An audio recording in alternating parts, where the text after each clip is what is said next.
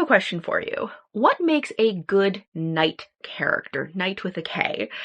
2025 was the year of the Lady Knight, and I read so many books with knights in them, lady knights or otherwise, but it really got me thinking about what makes a good knight character that goes beyond just the aesthetics of armor and sword. I would love to know your thoughts on what makes a good knightly character, but here are a few of my criteria. First, I think they need to have some loyalty to a higher power, whether that is a king, a god, an order that they are loyal to. There has to be some higher power that they are dedicated to. Related to that is that there should be minimal hierarchy above the knight. They're not just a drudge. They're not just a regular soldier buried under the layers of hierarchy within the army. They are a knight. There also should be some kind of code of honor for them. And whether they follow that code or they fight against or reject that code, either way is fine, but there should be some code of honor or chivalry or something along those lines that is meant to guide or dictate or restrain their behavior. There should also be some barrier to entry because, as I said, this isn't just some regular soldier in the army, this isn't just some mercenary.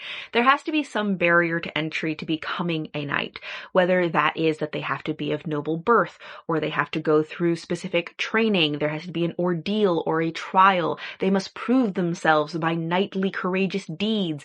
Whatever it is, there has to be something that makes it more difficult to become a knight than it would be for the average person. And finally, there are, of course, the aesthetics to consider, which are the weapons of like swords and lance. There are tournaments. There is court life and court politics and courtly love.